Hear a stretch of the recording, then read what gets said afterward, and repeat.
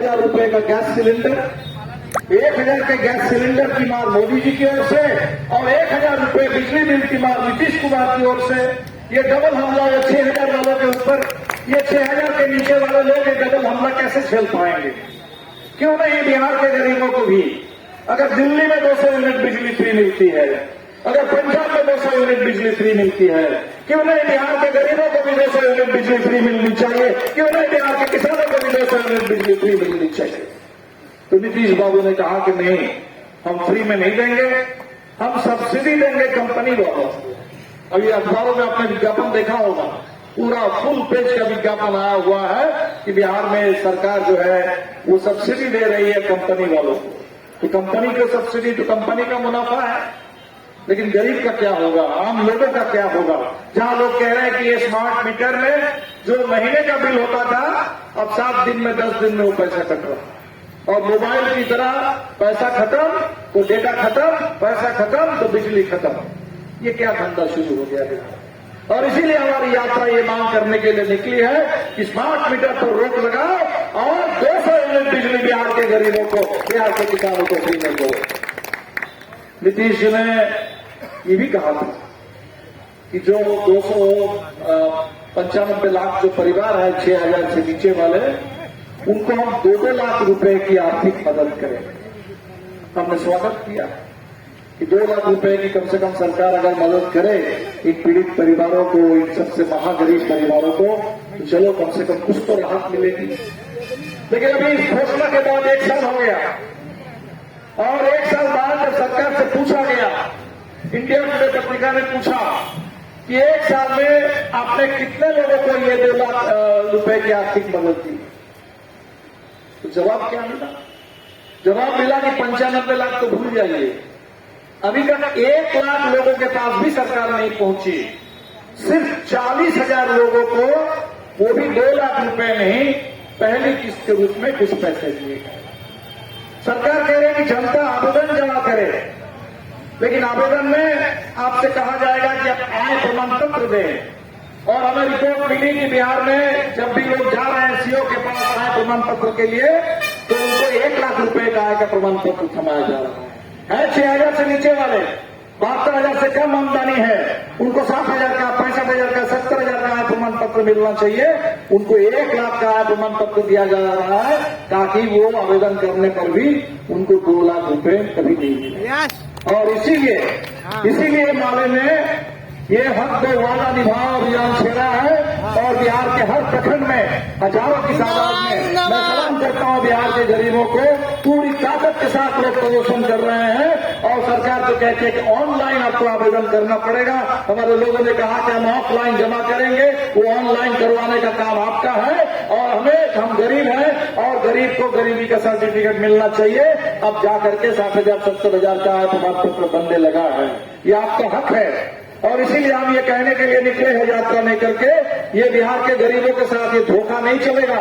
मोदी जी धोखा देके चले गए कि 15-15 लाख गरीब के खाते में चले आएंगे, 15 पैसे भी नहीं आए। और यहाँ नीतीश जी तो विधानसभा में आपने कहा, मुख्यमंत्री ने कहा, मुख्यमंत्री विधानसभा में जब पूरी जनता से कुछ बात कहते हैं उसका कोई मतलब होना चाहिए, उसका कोई वजन होना चाहिए। और वो 2 लाख रुपए के नाम पर धोखा हो रहा है। तो हम इसलिए निकले हैं, ये 2-2 लाख रुपए बिहार के गरीबों का हक है। सरकार ने कहा है हम अपना हक लेकर के रहेंगे, 2-2 लाख बिहार के गरीबों को मिलने चाहिए। सही बात। नीतीश जी एक जमाने में बात करते थे कि बिहार को विशेष राज्य का दर्जा मिलेगा। आजकल कहने लगे कि विशेष राज्य का दर्जा तो सिर्फ पहाड़ी राज्यों को मिलता है, तो बिहार में तो पहाड़ नहीं है, तो राज्य का दर्जा कहां से मिलेगा? क्या आपको पता नहीं था कि विशेष राज्य का दर्जा पहाड़ी राज्यों को मिलता है और बिहार में पहाड़ नहीं है? ये कोई नया आपने खोज करके निकाला क्या? तो बिहार में विशेष है, ये जो गरीबी है ये खास बात है। और इतने दिनों से आप कह रहे हैं कि विकास विकास विकास, अब पुल टूट रहे हैं, तटबंध टूट रहे हैं। लोगों को बात समझ में आई है कि विकास के नाम पर बिहार में किसी चीज का अगर विकास हो रहा है, वो भ्रष्टाचार का विकास हो रहा है, लूट का विकास हो रहा है, और गरीबों की गरीबी नहीं मिट रही है, आमदनी नहीं बढ़ रही है, रोजगार नहीं है, पलायन नहीं रुक रहा है। हम लोग गया से चले, वहां वजीरगंज छोटा सा ही है कस्बा बाजार आदि की तरह। वहां हम लोग इसी तरह शाम के वक्त मीटिंग कर रहे थे और हमारे साथियों ने लोगों से पूछा। लोगों ने बताया कि वजीरगंज से हर रोज 5 बस जाती है कलकत्ता, 2 बस जाती है सिलीगुड़ी, 1 बस जाती है दिल्ली। अब समझ लीजिए, रोजगार नहीं है, पलायन हो रहा है हर रोज कलकत्ता की ओर, सिलीगुड़ी की ओर, दिल्ली की ओर, पंजाब की ओर, आजकल दक्षिण भारत की ओर। तो बिहार को हम जब कहते हैं कि विशेष पैकेज की अगर आप बात कर रहे हैं, तो बिहार के विशेष पैकेज का मतलब बिहार के नौजवानों को यहाँ रोजगार मिले, बिहार की गरीबी खत्म करने के लिए 2-2 लाख की गारंटी हो। और मोदी जी आपने जो कह रखा था कि 2022 तक सब बेघर लोगों को पक्का मकान दे देंगे, कहीं पक्का मकान के लिए कोई पैसा नहीं आ रहा है। बिहार के सभी गरीबों के लिए पक्का मकान, 5 डिस्ट्रिक्ट जमीन की गारंटी हो।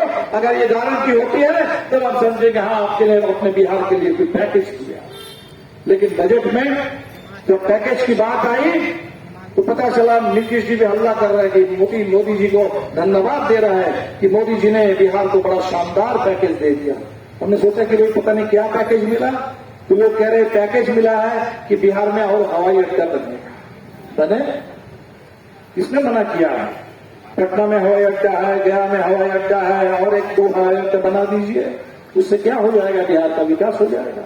और आजकल हवाई अड्डे आप जानते हैं, सरकार हवाई अड्डे बनाती है, हवाई अड्डे बनाने का पूरा खर्च आपा और हमारे जेब से जाते हैं, हमारे टैक्स के पैसे से हवाई अड्डे बनते हैं। और बन जाने के बाद सारे हवाई अड्डे आजकल किनको मिल रहे हैं? अदानी को। एक से एक पूरे देश के हवाई अड्डे, सड़कें, पूरे देश के बंदरगाह, सब कुछ। झारखंड में चले जाइए तो कोयला खदान, वहां बिजली प्लांट, सब अदानी के लिए। तो आप अदानी के विकास के लिए बिहार के गरीबों को लूट करके यहाँ कुछ करेंगे और कहेंगे कि बिहार को विशेष पैकेज मिल गया, ये धोखा हमें मंजूर नहीं है।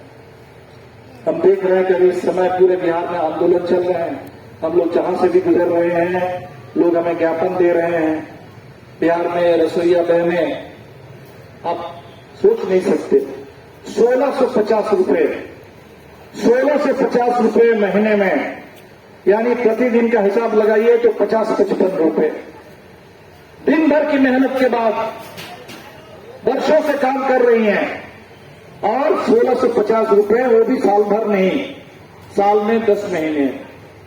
कब से लड़ रही है, मांग रही है कि हमें सरकारी काम करने के लिए सरकारी कर्मी का दर्जा मिले और हमें जो मेहनत हम करते हैं इसके लिए उचित हमें दाम मिले।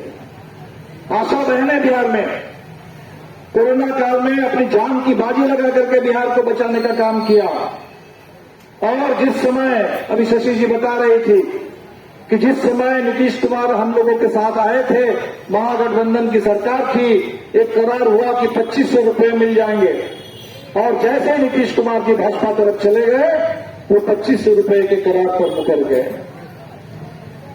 और अब तो जीविका बहनें भी कह रही है कि उनको जो 1,500 रुपए सरकार से मिलते थे, सरकार ने कह दिया कि वो भी हम नहीं देंगे। आप जाकर के चंदा करके जो स्वयं सहायता समूह की महिलाएं हैं उनसे पैसा लेकर के जुगाड़ करके चला, कौन सी बात हो गई बिहार में? तो हमने देखा कि बिहार में सारे लोग परेशान हैं, किसान से लेकर के मजदूर, छात्र, नौजवान से लेकर के महिलाएं, तमाम लोग परेशान हैं। और इसीलिए हमने सोचा कि यात्रा के जरिए हम सब एक दूसरे की पीड़ा को समझें और बिहार के अंदर बदलाव की जो आकांक्षा है, बदलाव की जो जरूरत है, इस दिशा में आगे बढ़े। हम लोग तो बदलाव चाहते हैं। अभी कुछ लोग देख रहे हैं कि वो समझ रहे हैं कि भाई पैसे के बल पर बिहार में हम खरीद लेंगे, राजनीति करेंगे। कोई आ गए हैं, बोल रहे हैं कि कोई आंदोलन करने की जरूरत नहीं है, कोई नीति नहीं है, खूब पैसा लेकर के आए हैं और कह रहे हैं कि बस अब बिहार में हम हैं। भारतीय जनता पार्टी वाले हैं, गिरिराज सिंह आप जानते हैं, बिहार के बड़बुल्ले नेता। जिस समय जनसंहारों का तांता लगा हुआ था, रणवीर सेना के सुप्रीमो को बिहार के गांधी बताते थे। आज वो गिरिराज सिंह निकले हुए हैं, कह रहे कि बिहार में बड़े बांग्लादेशी घुस गए हैं। बिहार में बांग्लादेशी कहां से घुस जाएंगे? क्या भारत और बांग्लादेश के बीच में जो सीमा है, उस सीमा में कोई बॉर्डर सिक्योरिटी फोर्स नहीं है? बॉर्डर सिक्योरिटी फोर्स किसके मार्फत है? दिल्ली सरकार, अमित शाह, नरेंद्र मोदी, केंद्र में आपकी सरकार है, राज्य में आपकी सरकार है। अगर बिहार हो देश के किसी भी हिस्से में कोई घुसपैठ कर रहा है तो सबसे पहले तो ये आपकी नाकामी है, आपकी विफलता है। आपको माफी मांगनी चाहिए हिंदुस्तान की जनता से, और आप आकर के उल्टा सीधा लोगों को विभाजित करने के लिए, हिंदू मुस्लिम करने के लिए कर रहे हैं। कि हमेशा बिहार को चाहिए बदलाव, बिहार को चाहिए विकास, बिहार को चाहिए लोकतंत्र, बिहार को चाहिए न्याय, बिहार के हर तबके के लोगों को चाहिए अपना पूरा अधिकार। और आप बिहार को बिगाड़ने के लिए, बांटने के लिए, बर्बाद करने के लिए हमेशा हिंदू मुस्लिम करके उत्पात का, उन्माद का माहौल बना रहे हैं। और इसीलिए इस कुत्था बाजार में हमारे जो भी साथी सुन रहे हैं, हम जो बदलाव की बात कर रहे हैं, न्याय की बात कर रहे हैं, ये बदलाव के लिए जरूरी है, न्याय के लिए जरूरी है कि ये जो उत्पात और उन्माद की ताकतें हैं, जो नफरत और झूठ की खेती करते हैं और आपको गुमराह करने की कोशिश करते हैं और सारे सवालों से जवाब से जिम्मेदारी से भागते हैं, उन लोगों को भी बिहार से खदेड़ने की जरूरत है और बिहार के राजनीति को बदलने की जरूरत है। अभी उपचुनाव है 4 सीट पर, हमारी भी एक सीट कमर सुदामा जी करारी से विधायक थे, अब सांसद हो गए हैं, वो सीट भी खाली है। आज हमारे नौजवान नेता राजू यादव ने वहां से नामांकन किया है।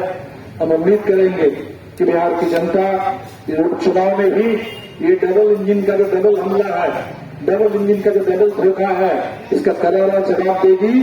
और आने वाले दिन में 24 में हम लोग जहानाबाद को जीते, आरा भी जीते, पाटलिपुत्र भी जीते, काराकाट से भी जीते, सासाराम से भी जीते, बक्सर से भी जीते, लेकिन देश की सत्ता में फिर एक बार मोदी जी रह गए।